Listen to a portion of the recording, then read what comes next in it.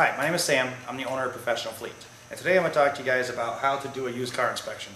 I feel this is the most important, number one thing you can do whenever purchasing a vehicle. The $30 to $70 you might spend somewhere to have this inspection done will literally save you thousands of dollars. It could also make the difference from you either buying the vehicle or not buying the vehicle. But it's very important to know before you buy the vehicle exactly what you're getting yourself into. Because in general, most people don't sell a car because it's a perfectly running car. They're selling the vehicle because it's not in great condition and they want something better. So the point is to find out if the vehicle you're about to buy is better than one you may have, or if it's actually worse than one you may have. So that way you know going into it exactly what it is going to take care of it, fix it, and verify if you actually want to buy it or not. So we're going to start by doing an under hood inspection on the vehicle, show you how to do that, so that way you kind of have an idea as to what it all entails and what we do to verify if the vehicle is in good shape or not. And that's where we're going to start. Alright, so we're going to start out by checking the fluids, the belts, the hoses. We have a checklist that I use. It's about a 30 to 50 point inspection list. That way we don't miss anything or forget anything. And this form can be downloaded at professionalfleet.com that you can print out for anything that you'd like to use, for either the person inspecting the vehicle for you or yourself. So we're going to start by doing the fluid stuff under the hood. Doing belts, hoses, checking for engine leaks, transmission leaks, coolant leaks, anything that looks out of place, something that might be broken. Really want to look and just kind of make sure that everything under the hood is working properly. And that's kind of where we're going to start, by checking battery, stuff like that. Here, we're going to start by checking the belt. We want to see if it's cracked, frayed, broken, or missing. So you want to check and see if the belts are there. We're going to check the hoses. And then we got a lot of hoses on this vehicle, so I'm going to check the hoses, make sure there's no leaks or cracks. Make sure they're not too soft and spongy. They should be nice and firm. So we're checking those out. And this vehicle's got about 85,000 miles on it, so it's definitely getting close to time for hoses and belts. Belt is okay here. Hoses are okay. They're not leaking or anything. But for mileage reasons, it'd be nice to change them. But they do pass the inspection, so we'll circle that off the list. So belts are good, hoses are good. We're going to check the battery over here now and make sure terminals are not corroded and everything's tight.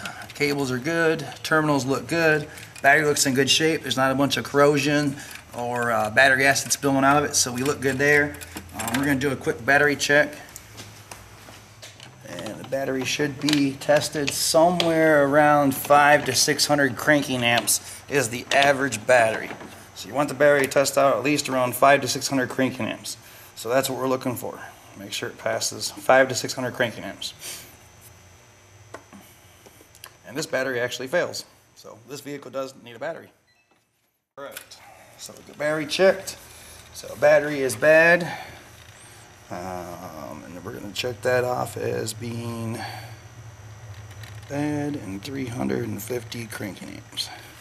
Alright, cables were good. Now we're going to check tune-up components. This vehicle, as well as a lot of vehicles, don't really have plug wires. They don't have cap and rotor anymore. They pretty much only have coils and spark plugs. So to get to these parts, they're very difficult to see and do. So pretty much these have already been replaced. We can tell these are brand new. So we can assume at this point that the coils are brand new and good, as well as the plugs have more than likely been changed. So at this point, we know those are more than likely good, as well as the vehicle runs well. So if the vehicle ran poorly, we could also suspect that it may need plugs or wires or tune-up parts. So at this time, we can check off the list and say that tune-up parts are good, since they look brand new. Now we want to check the air and fuel filters, as well as PCV valve if it has it. This vehicle does not have a PCV valve, or at least not one that can be checked. It's kind of internal. We can check the air filter under the hood. That is over here.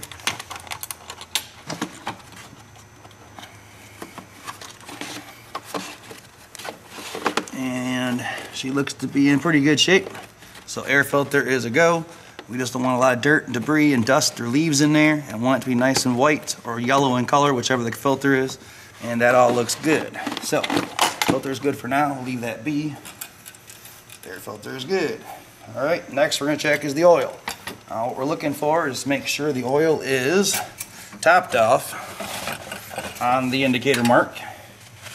and oil is topped off. Looks good and clean, and decently colored. So oil is topped off and good.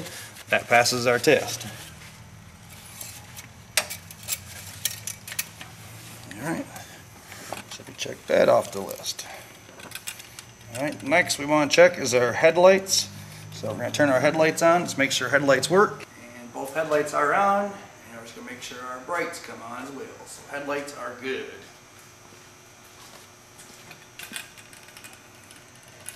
And then we're going to check the turn signals, tail lights, brake lights. Pretty much go through all the lights on the vehicle. Make sure they all work. As well as the horn. Check the horn. Left turn signal's good. Check the wiper blades and the washers. Make sure those all function. And those are all good. So left turn signal's good. Right turn signal's good. Check our brake lights. Make sure those are good. Third brake light, regular brake light. And want to make sure that our reverse lights work. And our tail lights all work. Those are all good. And check the four-way flashers as well. Alright, so check all of our lights off, we check our wipers off, and now we want to check our coolant, and we're going to want to check our transmission fluid, power steering fluids, washer fluids, brake fluids. So let's go through, make sure washer fluids, or you make sure your brake fluid's full. That's all, looks like it's good and full. We're going to want to check over here, make sure coolant's full, and it looks like our coolant's topped off up the mark. Want to make sure our power steering is full. Pop that and check, that looks full. And washer fluid, check that. Make sure washer fluid's full so we know there's no leaks in the system. So if we've checked all of our fluids and all of them are topped off and full, we can pretty much assume at that point that there's no major leaks anywhere on the vehicle, or they would be low. So as of right now, everything under the hood of the vehicle passes. We find no major engine leaks of oil or coolant above or on the under the hood of the vehicle. I don't see anything broken or missing or damaged that needs attention. So at this point, everything under the hood passes except for the bad battery that we found. And that concludes the under hood inspection of the vehicle.